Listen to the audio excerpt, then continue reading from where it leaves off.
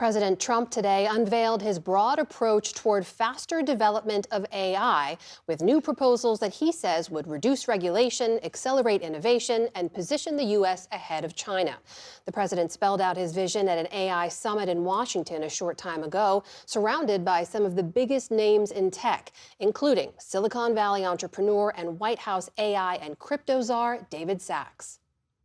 Whether we like it or not, we're suddenly engaged in a fast-paced competition to build and define this groundbreaking technology that will determine so much about the future of civilization itself. America is the country that started the AI race, and as President of the United States, I'm here today to declare that America is going to win it.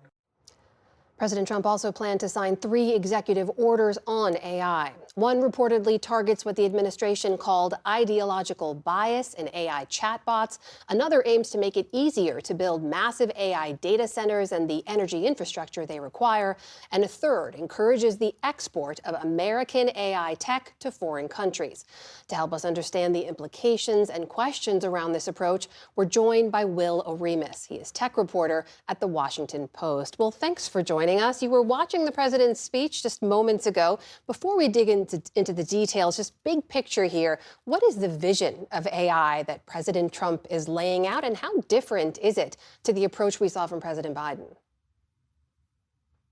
It's a complete 180. So under President Biden, there was an effort to balance the potential of AI to benefit society with what we're seeing as the potential grave risks of this technology that might overturn many areas of human endeavor in disruptive ways.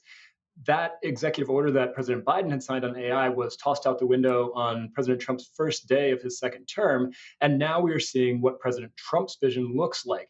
It is very much about a race. We are trying to beat China in AI. He envisions a future where American firms and their technology become the global standard for AI around the world. And this plan is designed to speed that. So from the folks you've talked to, are there concerns about the downstream effects of unshackling this industry, of pulling back a lot of the restraints that have been there? Yeah, well, to be honest, there aren't a ton of restraints there now. But what restraints are there? Maybe in some peril after this plan. What Trump wants to do is, in his words, roll back a lot of the red tape that is holding back innovation. And one way that this plan proposes to do this is to try to withhold federal AI spending from states that enact what the administration considers to be burdensome regulations on AI. Now, they haven't spelled out what they consider burdensome. They also say they want to leave room for prudent regulation of AI. So there's a lot of subjectivity in there. But the basic idea is that President Trump doesn't want states passing laws, for instance, that may deal with AI and privacy, or may deal with discriminatory applications of AI, or may try to require transparency on the part of AI developers. He would prefer to see one federal standard that all the companies have to abide by. But of course, that would likely require Congress agreeing to pass a law, which is always difficult these days. And we're expecting those executive orders as well, one to boost AI infrastructure, another to increase the amount, as you mentioned, of U.S. AI technology that's exported. And as you note, the White House is arguing all of this is to get rid of regulations that they say hinder innovation. There's also this executive order expected on removing woke AI bias.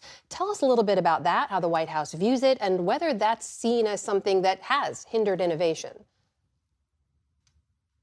Yeah, until a year or two ago, when you talked about AI bias, you were usually talking about the tendency of AI tools like ChatGPT or DALL-E or Google's Gemini to generate images or text that reinforce harmful stereotypes. And that's because these models are trained on writing from across the internet, so they imbibe misogyny, they imbibe racism, they imbibe all sorts of unsavory material, and they spit that back out.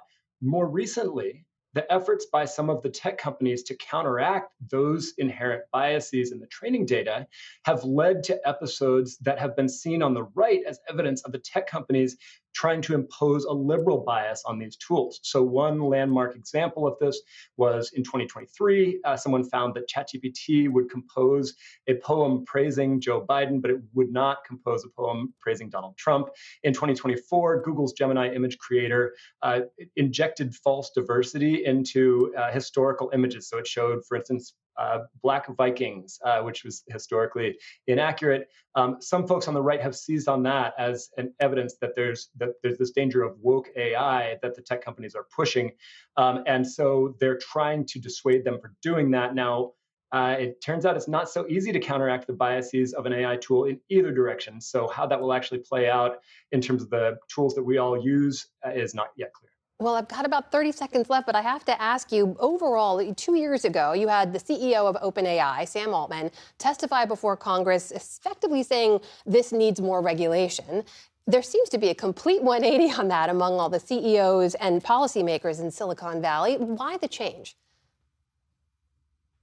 Yeah, under the Biden administration, their message was we're developing this amazing technology, but it could also be really dangerous and it needs to be regulated.